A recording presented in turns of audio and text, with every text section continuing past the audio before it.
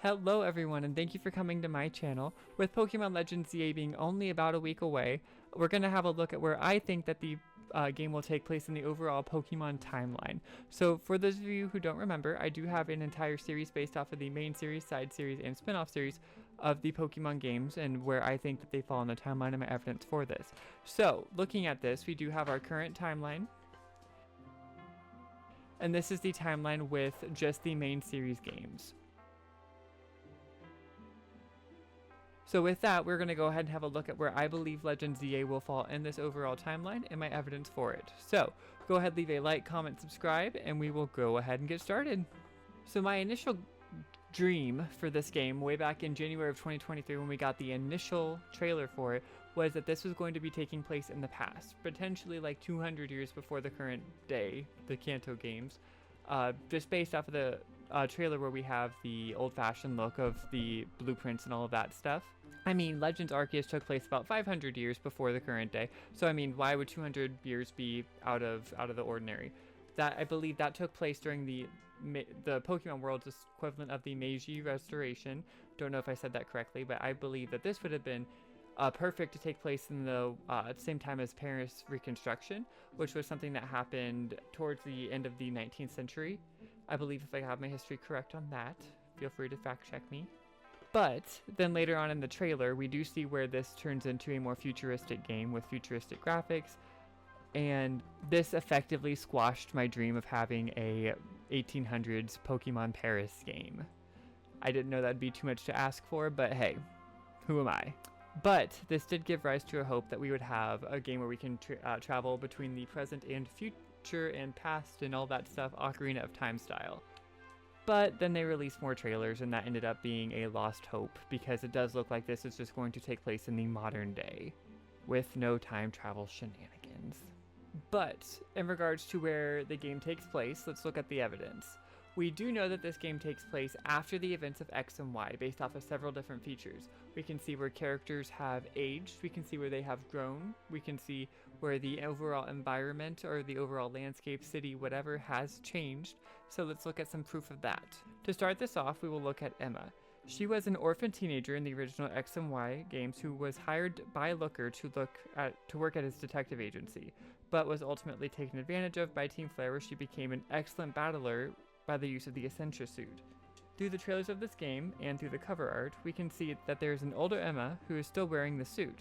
In her bio for Z-A, we can see that she is now the head of the Looker agency, where she is a master detective, meaning that Looker has stepped down from his position. The next character that we are going to examine is Mabel. In Pokemon X and Y, she was one of the head scientists of Team Flare, the region's evil team. In Legends Z-A, we can see that she has visibly aged as well, and then in this game, she's the acting director of the Pokemon Research Lab, taking place of Professor Sycamore. Due to the sudden increase of Pokemon since the beginning of the urban redevelopment plan, she is researching the habitats of these new Pokemon and the reason for their sudden surge in population. She seeks the player's help in her investigation to offset her load by filling in the Pokedex and the Mega Evolution Pokedex. Quite the difference from her X and Y appearance, but I still don't fully trust her. Finally, we know that this game does take place in Lumiose City, where they are remodeling the city to make it a place where Pokemon and people can interact safely, which is not evident at all in X and Y. There is the introduction of the wild zones and wild Pokemon inhabiting the city. There is also the introduction of the newly discovered Mega Evolutions, such as Dragonite, Victorybell, Hawlucha, and Malamar. So overall, we do know that this game takes place in the later half of our timeline. But where in the later part of the timeline? So I am about to introduce a somewhat niche theory. I know some people have talked about it online before, but I think they talked about it in a joking manner. But I believe that this game takes place 15-ish years after the initial X and Y game. Let's look at the evidence. Looking at the player character of this game, Paxton and Harmony, we can tell that they are most likely in their mid to late teens, similar to Caleb and Serena in their games. But looking closer at the designs of them, it looks like we might have seen them somewhere else though. They share a striking visible similarity to the player character's mom and the missing Professor Sycamore. I think that they get married after the end of X and Y, and Paxton and Harmony are actually the younger sibling of the player characters from the initial X and Y. Now hold your gasps, because we got some evidence. In the beginning of X and Y, after the player receives their initial starter Pokemon, we go home to tell her mom, who we give a letter to from the professor. She asks if it's a love letter, hinting that there is some kind of a history there. I love the item description for this letter too, because it states that it smells like a sweet perfume. Which, why? Why would you mention that unless he's trying to impress her? He's trying to seduce her? Pokemon. In X and Y, the player and their mom recently moved from another region, and Professor Sycamore is stated to have studied evolution under Professor Rowan in the Sinnoh region. Maybe they met there and started a romance, and it went on hold but was rekindled when the player character and the mom moved to the Kalos region. So given that Paxton and Harmony are not born in X and Y, it hints that Professor Sycamore and her mom get together after the events of that game and have a kid, and then the kid ages up and then becomes part of they become the main character of the Legends Z-A game. This does line up with the real world tendencies of how the Pokemon games want to timeline what they do.